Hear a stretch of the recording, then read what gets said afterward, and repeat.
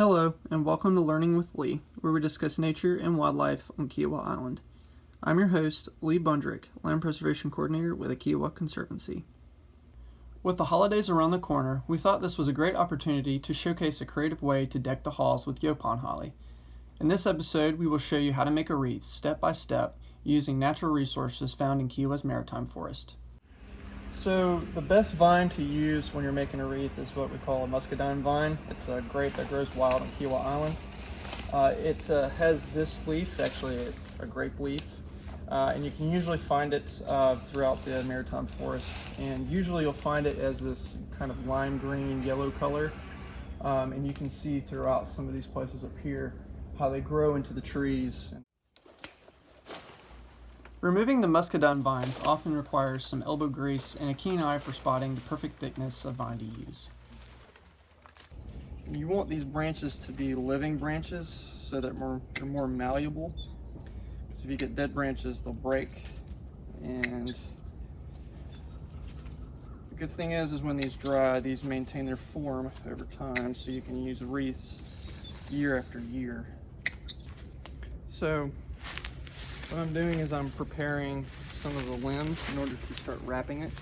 So, you have all these twigs and such on the side, so what we're doing is getting rid of them to kind of clean the branches off so that we can, when we wrap, it's kind of a clean finished product.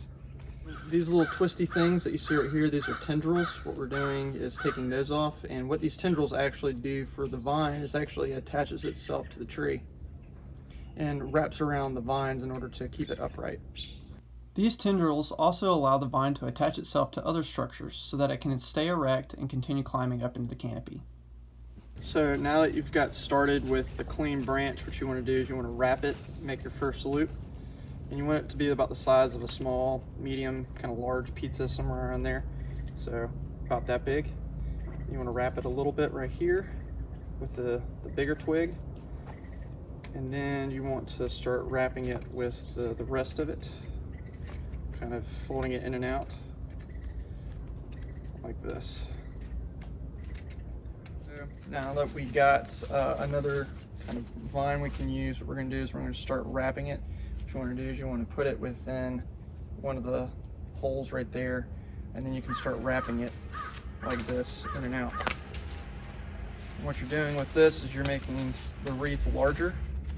See, as you put more and more of these vines and you start twisting them around, it gets a little bit thicker.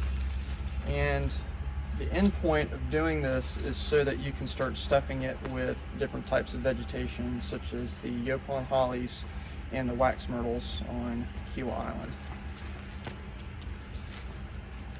So when you're trying to close up that last end of that loop, what you do is you just stick the end through a hole right there, and then it closes it up. So now you have a seamless wreath all the way around. You're gonna keep doing this until you get to the desired thickness of the wreath. And this should probably take a bit, but just keep going.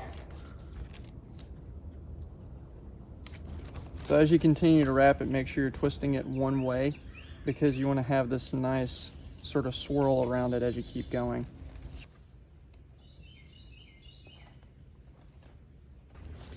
So this is the finished product, and what it feels like is sort of bouncy, almost like that the plastic wicker you can get at the store.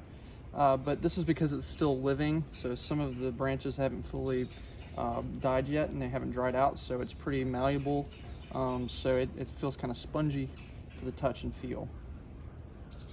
So now that we've made our wreath, what we're going to do is we're going to start stuffing it with some of the vegetation that we can find out in the yard. So what we're going to do now is kind of look around for things we can stuff into the wreath and to make it beautiful.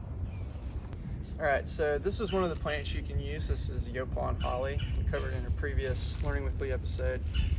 What we can do is you usually want to take off one of the end branches like that. Something about 4 to 6 inches long. You want to take off the first few leaves, and then what you want to do is you want to start stuffing them into the wreath. So you can stuff them into the small crevices like this, and it's not going to go anywhere. It's pretty much stationary. So you can put berries from the Yaupon onto the wreath, however, they do wrinkle up over time. In order to prevent the leaves from drying and losing color, you can use hairspray or clear spray acrylic to prolong the life of the stuffed vegetation. This will also prevent the holly berries from wrinkling over time.